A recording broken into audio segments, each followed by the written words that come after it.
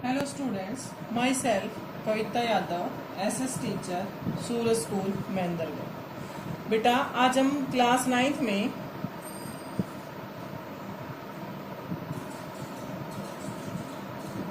करेंगे civics start. Civics का working of institution.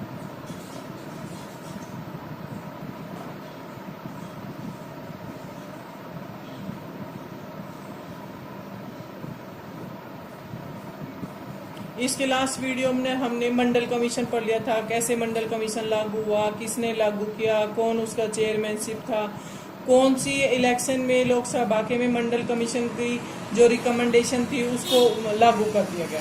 आज हम पढ़ेंगे पार्लियामेंट के बारे में।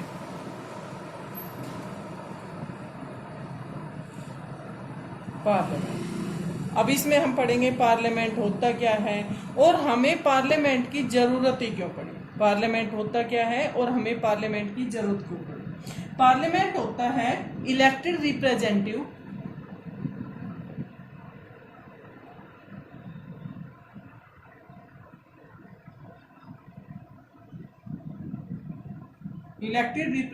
होते हैं जिनके पास सुप्रीम अथॉरिटी होती है,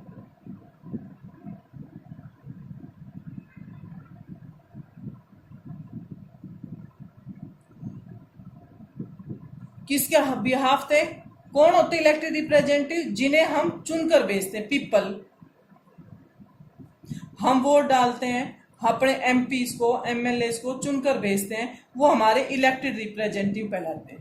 जो इलेक्टेड रिप्रेजेंटेटिव जो हमने भेजे हैं जो पार्लियामेंट में, उनके पास सुप्रीम अथॉरिटी होती है कि हमारे लिए क्या क्या काम करेंगे।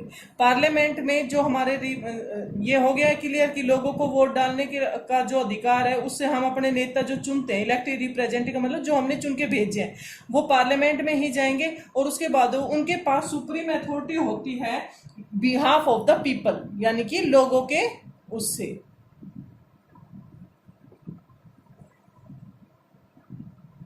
लोगों के लिए ये काम करते हैं। अब पार्लियामेंट में क्या क्या होता है? नेशनल असेंबली, ठीक है ना, ये तो बैठती है सेंट्रल गवर्नमेंट,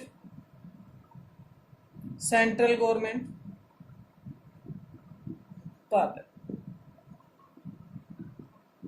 उसके बाद हमारी होती है स्टेट,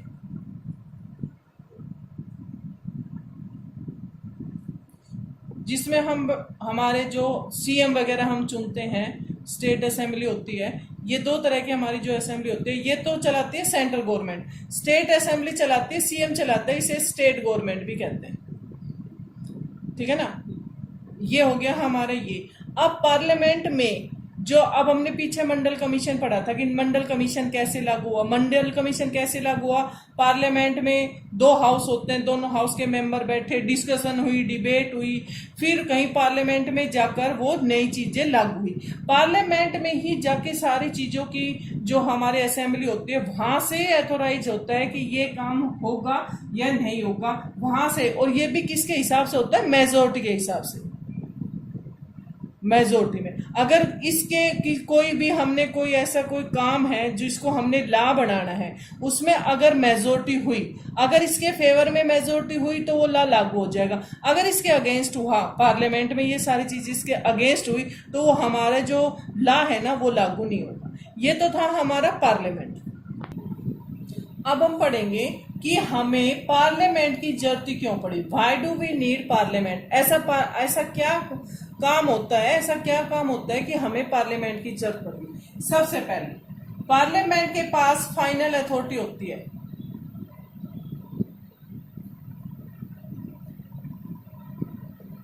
टू मेकिंग लॉ।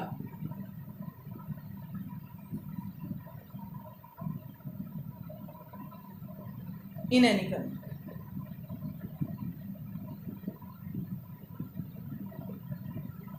किसी भी देश में अगर कानून बनाना है तो इसकी फाइनल अथॉरिटी पार्लियामेंट के पास ही होती है।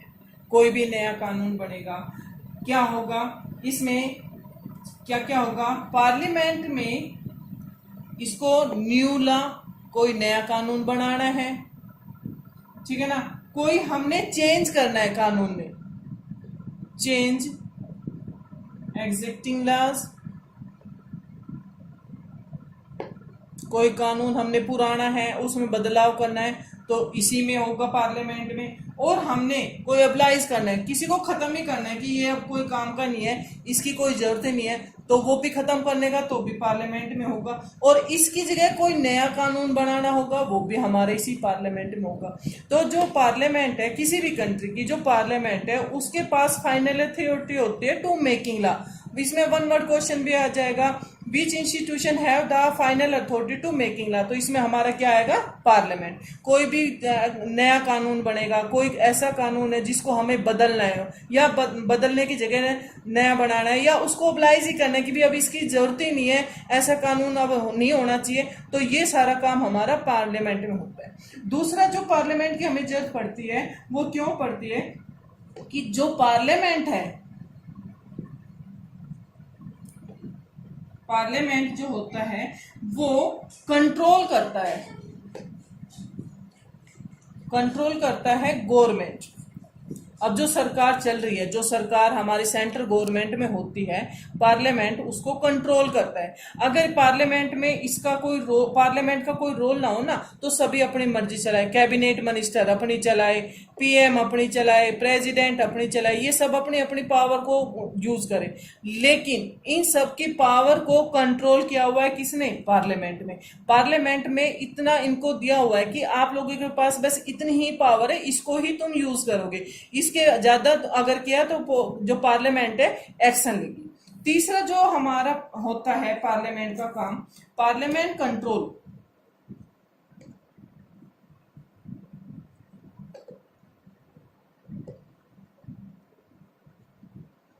Control all the money that government है।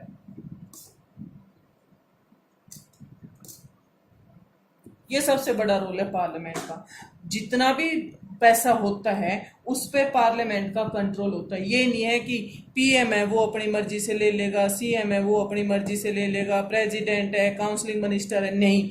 सबसे पहले कोई बजट पेश होता है, बजट में वो पार्लियामेंट में बजट पेश होता है, ये हम टीवी वगैरह में देखते हैं कि आज इसका बजट, आज इसका बजट है, बजट पेश होता है। बजट में डिस्कशन होता है, डिबेट होती है, उसके बाद लगता है कि हाँ इतने पैसे इनको चाहिए, ये काम जरूरी है, तो पार्लियामेंट से वो पैसा इनको दिया जाता है। लेकिन वो भी मेजोरिटी के साथ कि भाई इनको इतने पैसे की जरूरत है, दिया जाए या नहीं दिया जाए। ये इसका सबसे बड़ा रोल है, मेकिंग लॉ। उसके बाद उसके बाद नंबर 4 जो हमारा आता है, parliament is the highest authority discussion and debate.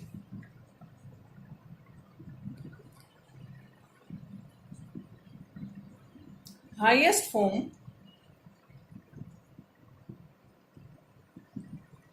of discussion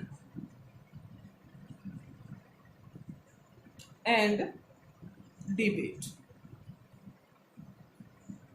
ये इसका फाइनल जो हमें पार्लियामेंट की जरूरत होती है, 4th पॉइंट हमारा यही है कि पार्लियामेंट वो जगह होती है जहां पर सारे जो लोग होते हैं पार्लियामेंट में, जो लोग बैठते हैं, एमपीज बैठते हैं, काउंसलिंग मिनिस्टर बैठती है, पीएम बैठता है, प्रेसिडेंट बैठता है, वो कोई भी चीज के लिए हमने उसको लागू करना है, पहले उसके लिए डिस्कशन होगी, फिर डिबेट होगी।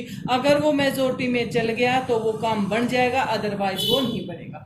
अब ये था हमारा पार्लियामेंट की हमें जरूरत क्यों पड़ी, पार्लियामेंट क्यों है। I hope you will understand this topic very well. In next video we discuss करेंगे the house of the parliament.